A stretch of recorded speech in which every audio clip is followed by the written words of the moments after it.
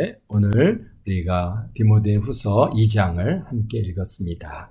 오늘 말씀을 통해서 또 깨닫는 은혜와 응답받는 축복이 넘쳐나게 되시기를 바랍니다. 디모데후서는 지난 시간에도 나누었듯이 사도 바울께서 로마 감옥에 2차 투옥되었을 때에 기록된 편지 서신입니다. 그래서 2차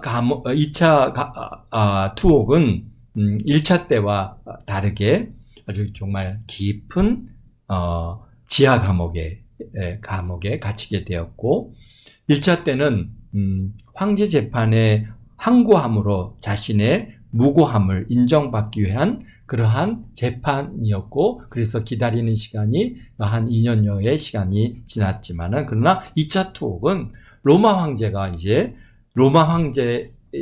네로가 기독교인들을 갖다 박해하기 시작하면서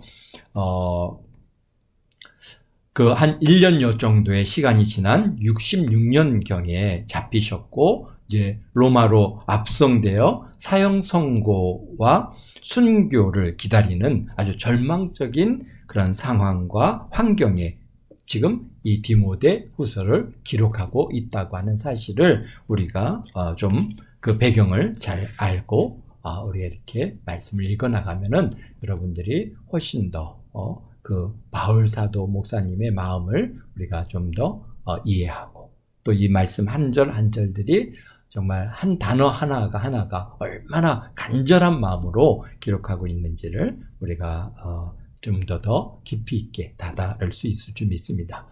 제가 요즘에 이렇게 잠들기 전에 이제 이렇게 우리 이제 강해 설교를 갖다가 매일같이 한 편씩 틀어놓고 제 목소리지만은 이렇게 듣다 보면은 이렇게 이제 우리 주일 낮 설교는 좀 톤이 좀 높아서 좀 이렇게 잠을 방해를 하는데요. 이제 이렇게 강해 설교인 수요 예배나 또는 주일 오후 예배는 이렇게 쭉 듣다 보면은 자장가 같아요. 그래가지고 잠을 잘 이루는데, 또 그 가운데 들으면서 그래, 굉장히 많은 나름대로의 도전을 받고 있습니다. 여러분들도 기회가 있다면은 한번 좀 이렇게 한 30분이거든요. 길어야 30분, 32분 정도 시간이니까, 그게 한번 틀어놓고 함께 이제 들으면서, 디모데후서를 지금 계속해서 이제 강의해 나가니까, 혹여나 우리 좀 못 들으셨던 분들은 좀 한번 들어보시면은 좀 도움이 되겠다. 그런 생각을 갖습니다.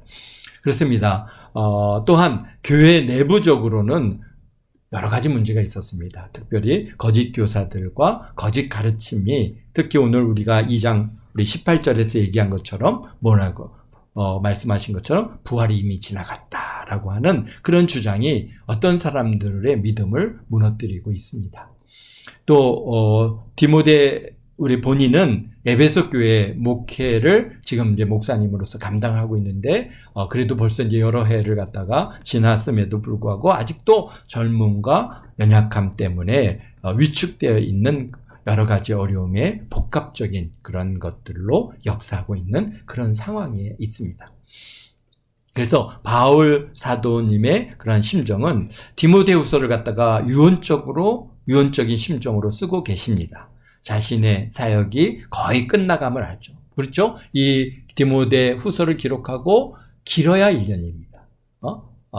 잡히시고 나서 66년대에 잡히시고 67년에 이제 순교하셨으니까 아마도 뭐 몇 개월 앞에 두지 않고 지금 이 서신을 기록하고 있다고 보아지면은 적당할 것 같습니다. 그렇습니다. 그래서 참 바울 사도는 이 디모데후서를 기록할 때 유언과 같이, 또는 유서와 같은 그런 마음으로 꼭 우리 이제 디모데 목사님에게 꼭, 여기서도 우리 2장 1절에서 얘기하는 것처럼 내 아들아 이렇게 부르시는 것처럼 정말 아들로 여기고 정말 아들같이 그렇게 생각하면서 그렇게 그 아들에게 정말 그동안에 있었던 모든 엑기스를 갖다가 지금 이제 남겨주시고자 해서 기록한 그런 서신서이기 때문에 참 우리 한 구절 한 구절들이 저나 우리 전수사님이 더 이렇게 참 감동이 오고 도전이 오는 그런 그 내용이 아닐 수 없습니다. 그렇습니다. 그래서 자신의 사역의 끝이 남을 알고 디모데 목사님께 마지막으로 남길 말을 정리하고 있습니다. 그래서 2장 9절에 보면 이렇게 말씀하시죠. 복음으로 말미암아 하나님의 말씀은 복음으로 말미암아 내가 죄인과 같이 매이는 데까지 고난을 받았으나 하나님의 말씀은 매이지 아니한다. 그런 것이죠. 사람은 매이고 사람은 때가 되면 죽고 그렇지만은 하나님의 말씀은 매임바 되지 아니하고 그 끝이 영원토록 1.1획도 땅에 떨어지지 않고 다 이루어지는 그런 하나님의 놀라운 그런 말씀이기 때문에 그래서 참 이 말씀이 하나님의 말씀은 매이지 아니한다고 고백하시면서 복음 사역을 디모데 목사님께 위탁하여 계속 이어가기를 간절히 소망하고 있음을 여기서 볼 수 있습니다. 그러면서 현실적 두려움과 어려움을 이기기 위해 은혜 안에 강해지라. 또 충성된 사람들에게 또 이 복음을 부탁하라라고 그렇게 오늘 2절에 이렇게 권면하고 강조하고 계십니다. 이런 사도 바울 목사님의 어려움이 외부로부터만 오는 것이 아니라 교회 내부로부터 버림을 받는 외로움과 고독한 영적 싸움을 우리 1장 15절에서부터 이렇게 보여주고 계십니다. 우리 1장 15절에 보면은 아시아에 있는 모든 사람이 나를 버린 이 일을 내가 아나니 그 중에 부겔로와 허모게네도 있느니라 이렇게 말씀하고 계십니다. 그러니까 아시아에 있는 모든 사람들이 나를 버렸다 그렇게.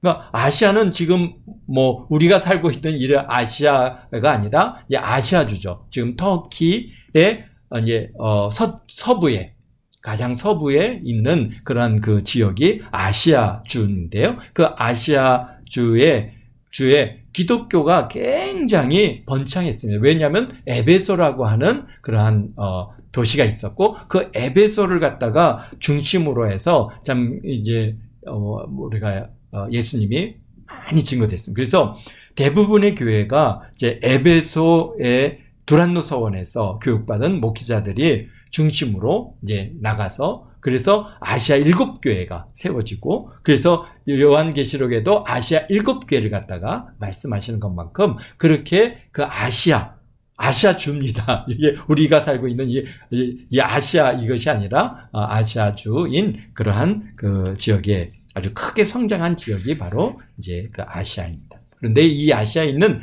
모든 사람이 나를 버렸다는 겁니다. 정말 놀라운 일이죠. 정말 가슴 아픈 일이.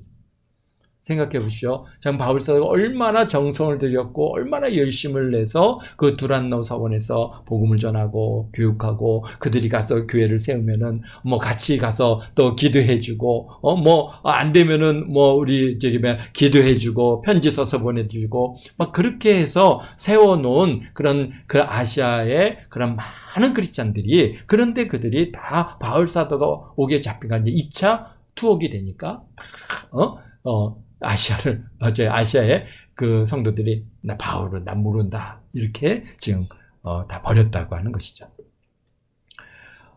전에도 말씀드렸던 것처럼 사도 바울 목사님을 갖다가 지명수배하여서 잡을 때 그냥 목회자이기 때문에 또 예수를 전하는 사람이기 때문에 전도자이기 때문에 내가 이를 사람을 잡는다 이런 것이 아니라 세상법의 그런 파렴치범으로 몰아간다는 것이죠.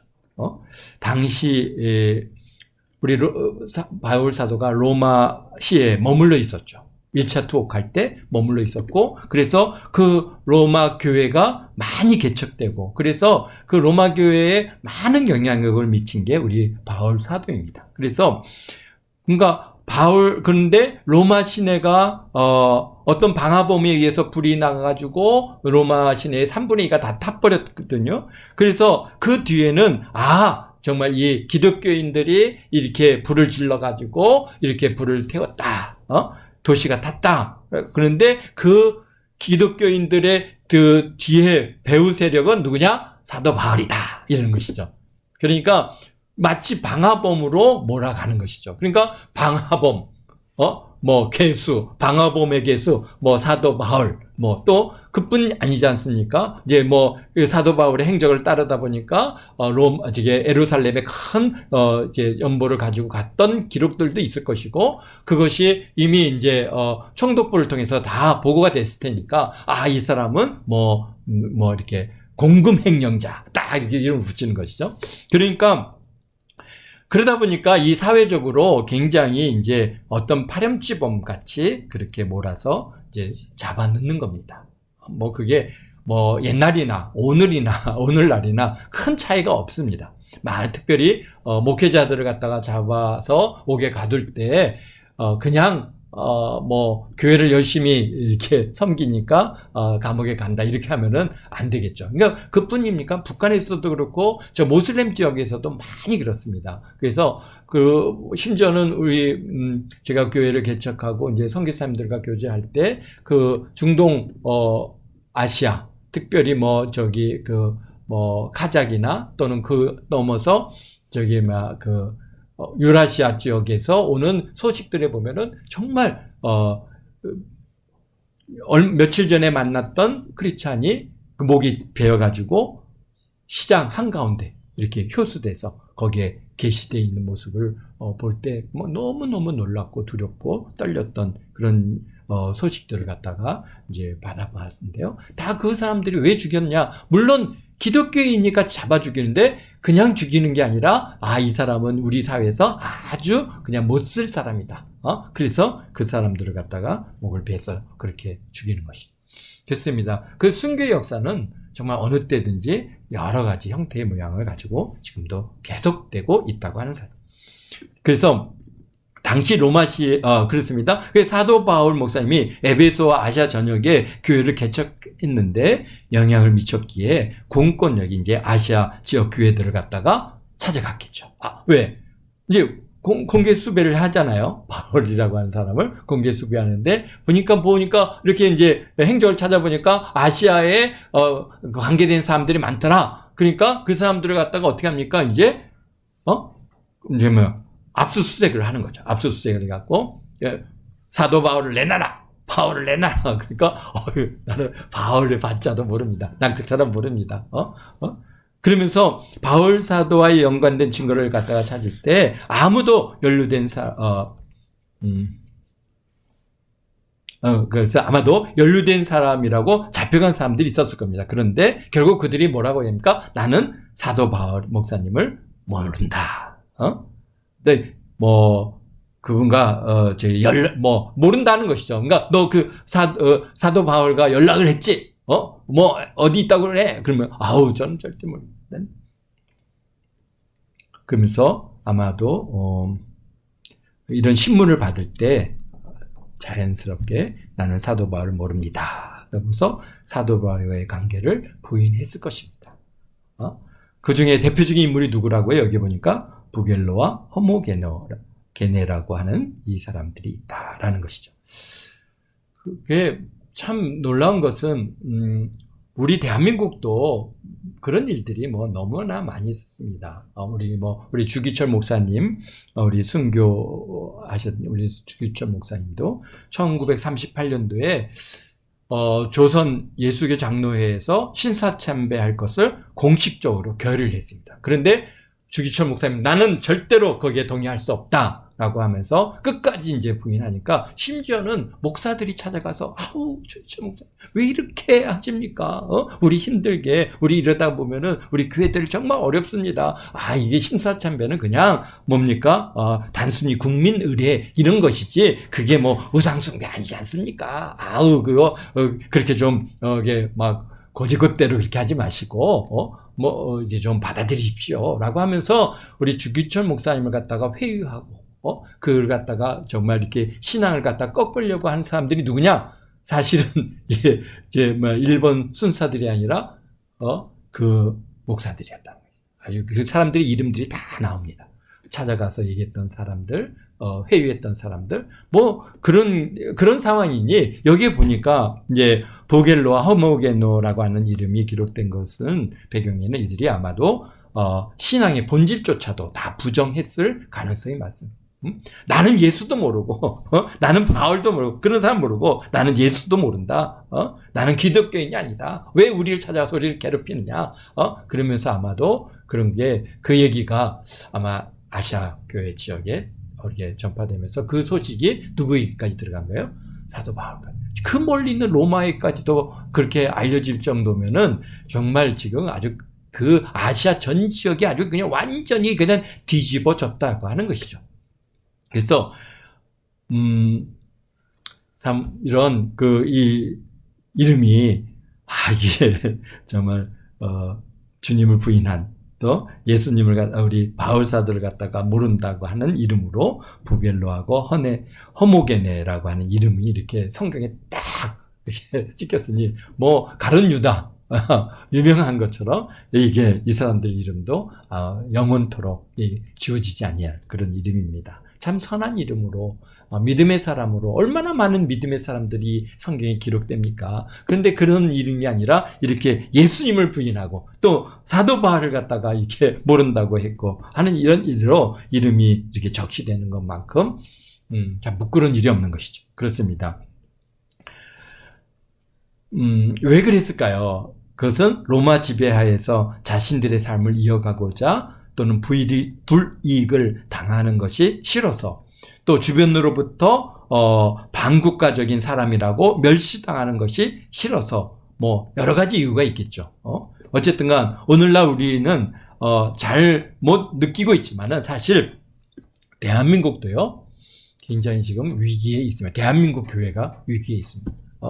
우리들은 이제 여기 교회 안에 살고 대한민국에 살고 뭐 우리가 예배 드리는데 큰 불편함이 없고 누가 뭐 우리 예수 믿는 것 때문에 우리가 직접적으로 그렇게 어떤 핍박을 당하고 있지는 않지만은 외국에서 대한민국을 볼 때 지금 미국에서 나오는 메시지를 보면은 미국의 주요 직책을 맡고 있는 사람들이 한국은 지금 종교 탄압을 받고 있다라고 아주 공개적으로 얘기를 합니다. 그래서 사회 시스템이 이제 사회주의나 공산주의로 변화되고 있다고 염려하는. 그래서 우리는 우리 안에 있다 보니까 그런 변화에 대해서 무감각하고 우리가 당장 사는데 큰 불편함이 없거든요. 그런데 이제 외국에서 이렇게 대한민국을 갖다가 이렇게 볼 때는 지금 대한민국이 크게 변화하고 있는 그런 시점이라고 그렇게 해서 특히 종교 탄압에 대한 얘기들을 많이 하고 있습니다.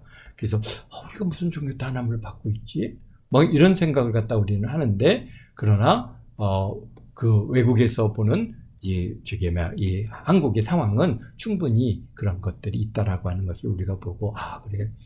하나님, 우리 대한민국의 교회들을 지켜주시고, 참으로 우리가 그렇지 않습니까? 복음 전하는데 전에보다 점점 더 상황은 점점 더 열악해지고 더 어려워져 있는 상황이라는 것을, 그 이유 중에 하나는 이 사회가 계속 교회를 갖다 부정적으로 계속 그렇게 메시지를 주고 있기 때문에 일반인들이 교회를 볼 때 굉장히 부정적으로 보는 그런 이제 상황이 이게 외국에서 볼 때는 종교 탄압으로 나타나는 모습으로 보고 있는 것은 아닌가 그런 생각을 갖습니다. 그러니까 지금 로마가 아시아의 그 많은 그 성도들을 갖다가 전부 압력을 가하고 바울사들을 갖다가 이제 찾아내고 연관된 사람들을 갖다가 잡아넣고 하는 이런 과정이 결국은 많은 사람들이 좀 바울을 부인하게 되고 심지어는 뭐 교회를 부인하게 되고 또는 심지어는 예수님을 갖다 부인하는 그런 상황까지도 몰아가고 있다고 하는 것이죠.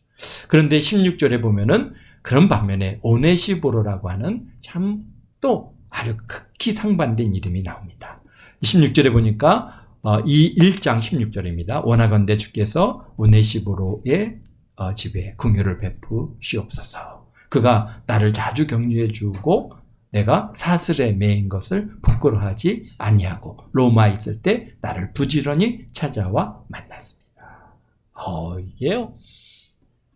자, 우리 하나님께서는요, 정말, 여기 보니까 부겔로와 허모게네라고 하는 그런 인물도 있는가 하면은 오네시보르라고 하는 그러한 또 신실한 하나님의 사람들을 또 두고 계시다는 것이죠. 그래서 오네시보르는 보니까 어떻습니까? 에베소 그러니까 여기 보면은 에베소에서 많이 봉사한 것을 내가 잘 아느니라 라고 18절에 말씀하신 걸로 보아서는 그가 에베소 출신일 가능성이 높은 거죠. 그래서 에베소 출신인 그러한 우리 에베소 교회에서 열심히 섬겼을 뿐만 아니라 로마 감옥에 사도 바울이 투옥되니까 거기까지도 찾아와서, 그러니까 지금 2차 투옥은 그냥 이 시대가 얼마 전 그 1차 투옥될 때의 상황하고는 완전히 다른 상황입니다. 왜? 로마 황제가 기독교인들을 갖다가 이제 잡아 죽이고, 그를 갖다가 감옥에 가두고, 그래서 그때부터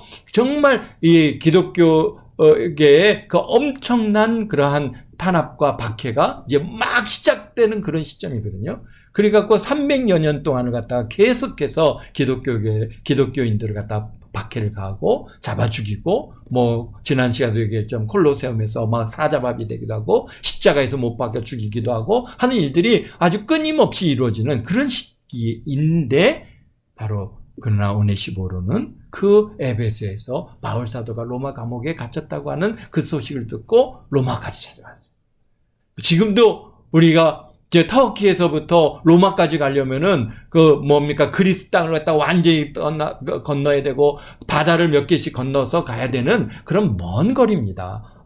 그런데 그때는 정말 몇 날 며칠을 가야 하는 그러한 그 먼 거리를 갖다가 어떻게 합니까? 이 오네시모로는 참 로마에까지 찾아와서 바울을 찾아서 그것도 한두 번도 아니고 여러 번 자주 찾아와서 격려주고 목사님 걱정하지 마십시오. 하나님께서 은혜 주시고 참 지켜주실 줄 믿습니다. 뭐 여러 가지 격려들이 있을 것이고, 또 우리가 지난번 얘기했던 것처럼 이 지하 감옥이 가장 얼마나 어려운 것입니까? 빛도 잘 안 들어오죠. 먹을 거나 제대로 죽겠습니까? 마실 것이 뭐. 그러니까 뭡니까? 오늘날에도 감옥에 가면은 감옥에 있는 사람들을 만나면은 뭐 영치금이라고 하는 것들을 갖다 넣어줍니다. 그러면은 이제 그걸 가지고 뭔가 이렇게 이제 개별적으로 음식을 사서 먹는다든지 하는 그런 뭐랄까 특혜를 좀 누릴 수 있는 그런 환경을 주는데, 그러니까 뭔가 이 오네시모로도 거기에 투옥되어 있는 우리 바울 사도에게 그러니까 사식을 넣어드리는 거죠. 개별적으로 음식을 준비해가지고, 넣어드리고, 그래서 그것을 가지고 이제 그 감옥 안에서 나름대로 이렇게 건강을 유지하고 음식을 먹을 수 있게 하는 이런 일들을 갖다가 오네시모로. 그러니까 굉장히 많은 격려가 됐고, 많은 위로가 됐다는 것이죠. 그래서, 오네시모로를 위해서 중보 기도를 드리고 있는데요. 18절에 보니까 뭐라고 말씀하십니까? 그날에 주의 긍휼을 입게 하여 주옵소서. 그렇게 우리 오네시모로를 위해서 기도하고 있습니다. 그게 사도 바울이요, 그렇게 길게 그런 기도가 아니라 정말 짤막하게 그날에 주의 긍휼을 입게 하여 주시옵소서. 오늘 보실까요? 18절에 보니까 원하건대 주께서 그로 하여금 그날에 주의 긍휼을 입게 하여 주시옵소서 라고 그를 위해서 기도하고 있습니다. 그날이 언제입니까? 그날이 바로 주의 날이요. 주님 앞에 심판받는 날이요. 예수님께서 재림하신 날이고 우리의 상급이 결정되는 날입니다. 근데 그날에 어떻다는 거예요? 주의 긍휼을 입게 하옵소서. 우리가 신앙생활의 핵심이고 중보기도의 핵심은 바로 뭡니까? 긍휼입니다. 긍휼은 하나님께서 죄인을 불쌍히 여기시고 은혜를 베푸시는 그 마음입니다. 그러니까 아무리 충성된 사람이라도 하나님의 긍휼 없이는 설 수 없는 것을 우리 사도 바울은 분명히 잘 알고 있는 것입니다.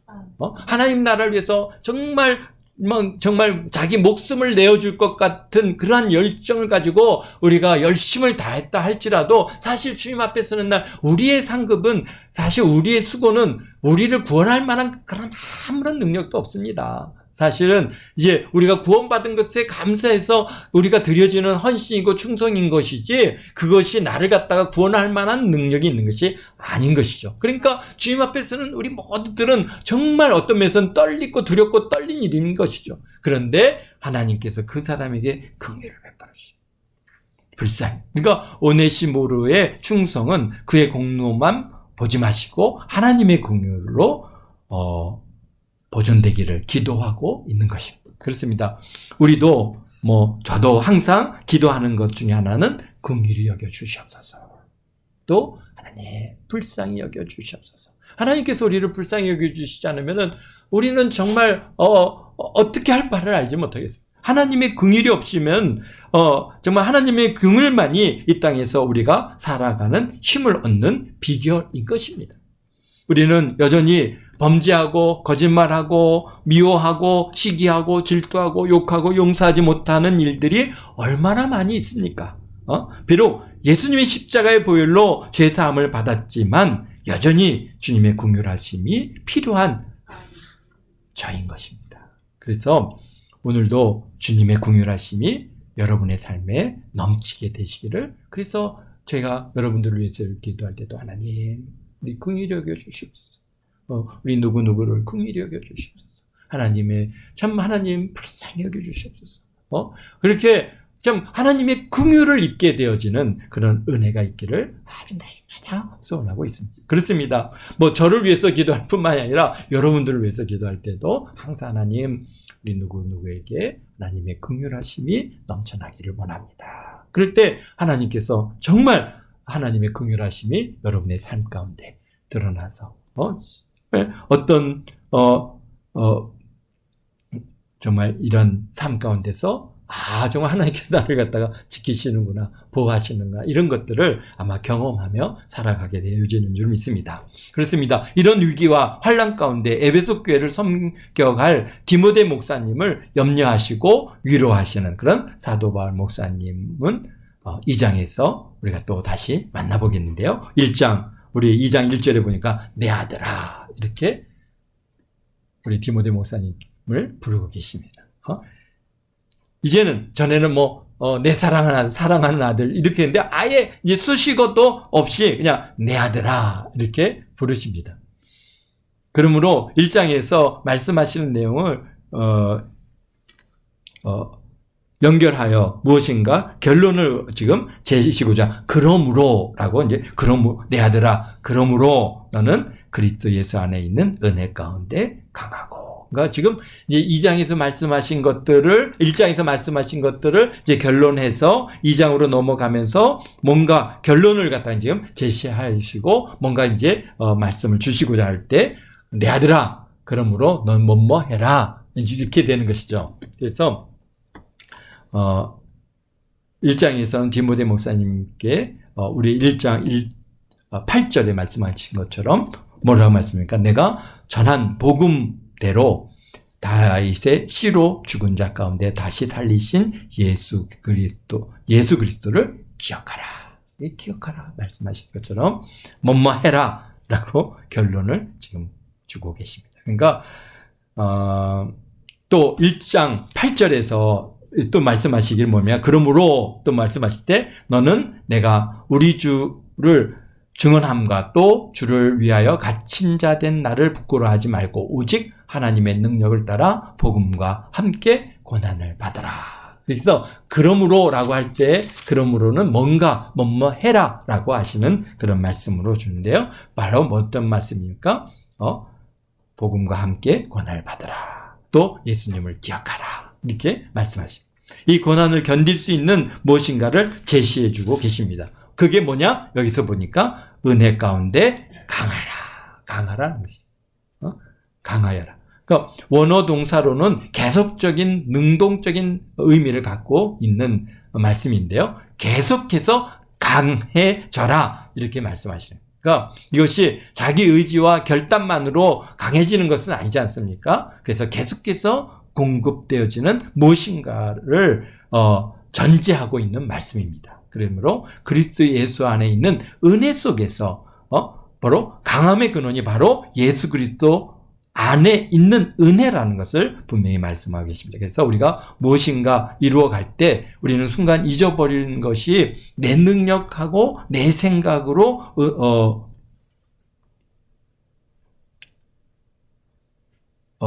생각으로 이뤘다고 하는 것을, 그래서 은혜를 잊어버릴 그런 때가 있습니다. 그렇습니다. 뭔가를 딱 이뤘을 때, 내가, 내 실력으로, 내 능력으로 우리가 한 것이다 생각하지만은 사실은 하나님의 은혜, 예수 그리스도의 은혜로 이루어진 것이죠.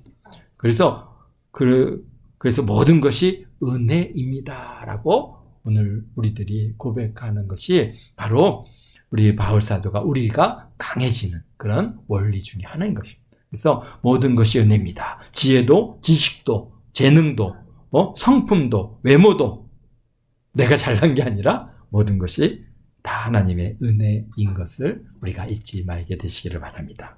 사도 바울 목사님도 디모데 목사님에게 은혜 가운데 강하라고 권면하고 계십니다.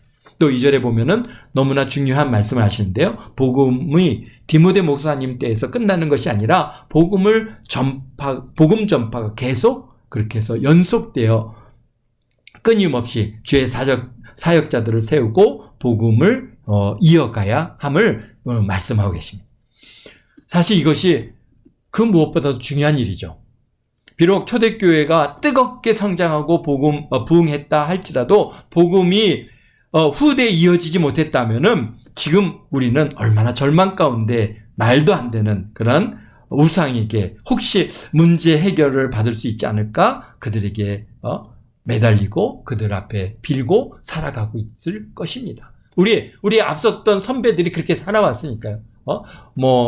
정말 무당에게 또는 샤머니즘에 거기에 의지해서 뭔가 그걸 하면은 뭔가 좀 이렇게 문제 해결을 받을 수 있을까 해서 그것 때문에 매달려 살아갔던 그런 시간들을 우리가 잘 알고 있습니다. 그런데 그런 엄청난 박해와 고난 가운데서도 복음에 충성된 일꾼들을 통해서 계속해서 전파되고 계승되어서 오늘 우리에게까지도 전파되었고 우리가 복음을 듣고 예수 그리스도를 영접하여 하나님의 자녀로 살아가고 있다고 하는 것은 정말 날마다 놀라운 일이고 감격스러운 일이 아닐 수 없는 것이죠. 그 극심한 박해를 이겨내신 믿음의 선배들이 있었기에 오늘 우리가 있는 것이기에 참 하나님 앞에 그분들에게 감사할 따름이에요. 또 이길 수 있는 은혜를 베풀어 주신 예수 그리스도께 우리가 또 예수님께 감사와 영광을 올려드립니다. 그렇습니다. 또 3절에 말씀하시는 너는 그리스도 예수의 좋은 병사로 나와 함께 고난을 받으라. 이제 우리 이어서 3절, 4절, 5절, 6절에 걸쳐서 좋은 병사로 또 그다음에 경기하는 자, 또 수고하는 농부 이 세 가지의 비유를 갖다가 말씀하시면서 바울 사도를 디모데야 너는 병사야. 병사는 어떻다는 거야? 예수님의 좋은 병사인데 그 좋은 병사는 나와 함께 고난을 받으라. 고난을 받는다. 그러면서 병사는 얼마나 힘든 일입니까? 전쟁에 나가서 싸워야 되는 이 고난스러운 일이잖아요. 그래서 고난을 함께 받는 것이고. 근데 병사는 어떻다는 거예요? 복무하는 자는 자기 생활에 얽매이지 아니하고 아니한 자가 얽매이는 자가 하나도 없으니 이는 병사로 모집한 자를 기쁘게 하려 하심이라. 그러니까 병사는 특별히 우리 여기 사도 바울에게 주시는 주의 종들에게 주시는 말씀이죠. 그것은 어떻다는 거예요? 그러니까 자기 생활에 매이지 않는다는 것이죠. 어떻게 왜 우리를 부르신 예수님 하나님을 어떻게 하려고 기쁘시게 하는 것이 우리의 사명이다는 거죠. 그래서 병사다 우리는. 그리고 우리는 어떻다는 거예요? 경기장에 나가서 시합하는 선수다. 선수는 첫 번째로 어떻게 해야 돼요? 법대로 해야 된다. 법대로. 그렇습니다. 내 능력이 좋고 내 실력이 좋아서 내 멋대로 내 뜻대로 내 지혜대로 내가 가지고 있는 것으로 그렇게 막 시합을 하면은 그러면은 안 되죠. 그러면은 뭐가 없어요? 아무리 내가 상대방을 이겼다 할지라도 그것이 승리로 얻어지는 것이 아니라는 것이죠. 우리가 우리 대한민국에서 88 올림픽 때 이제 100m 달리기에서 유명한 사건이 있었지 않습니까? 어떤 그 금지 약물을 갖다가 복용함으로 인해서 100m 달리기에서 1등을 했지만은 금메달을 갖다가 인정받지 못했습니다. 그런 것 왜 법대로 하지 않았기 때문에 그렇습니다. 우리도 우리도 열심히 교회를 갖다가 크게 부흥시키고 뭐 대단한 일들을 할 수 있습니다. 그런데 그게 뭐라는 거예요? 법대로 해야 된다. 하나님의 말씀대로, 하나님의 뜻대로, 하나님께서 주신 이 성경적 원리대로 우리가 해야지, 이 세상 방법으로, 또는 이단들 보십시오. 그들이 어마어마하게 큰 규모 있는 그러한 단체로 그들을 키워가고 있지만은, 그러나 그들에게 구원이 있습니까? 또 하나님의 상급이 있습니까? 없는 것이죠. 그렇기 때문에, 그래서 어떻다는 거예요? 승리자의 관을, 면류관을 얻지 못한다. 그래서 우리가 경계하는 자로서 법대로 해야 된다. 우리가 꼭 그것을 잊지 말아야 될 것이고요. 또 그 다음에 수고하는 농부가 곡식을 먼저 받는 것이 마땅하다. 그래서 우리 주의 종에게 또 하나님께서 주시는 그런 하나님의 긍휼하심이 있다라고 하는 것이죠. 그래서 내가 말하는 것을 생각해 보라. 주께서 범사에 내게 총명을 주시랴. 그래서 지금 이렇게 1절에서부터 지금 6절까지 주신 이 말씀의 비유들을 갖다가 잘 생각해 봐라. 하나님께서 그걸 통해서 내게 총명을 주시다. 내가 앞으로 살아가면서 그래 병사, 그래 내가 하나님의 뜻을 쫓아서 열심히 살아야지. 또 선수한 선수지, 내가 법대로 살아야지. 내가 농부지, 그래서 열심히 씨를 뿌리고 추수하고, 그래서 그 추수의 결과를 갖다가 또 우리에게 하나님께서 먹게 하셔서 또 그것을 통해서 우리의 필요를 채워가시는 그런 하나님의 긍휼하심이 우리 주의 종들에게 있다고 하는 사실을 늘 잊지 않게 되시기를 바랍니다. 그래서 정말 청명한 하나님의 사람으로 그렇게 분명하게 세워가시기를 바랍니다. 네, 기도하겠습니다. 사랑의 예수님 감사해요.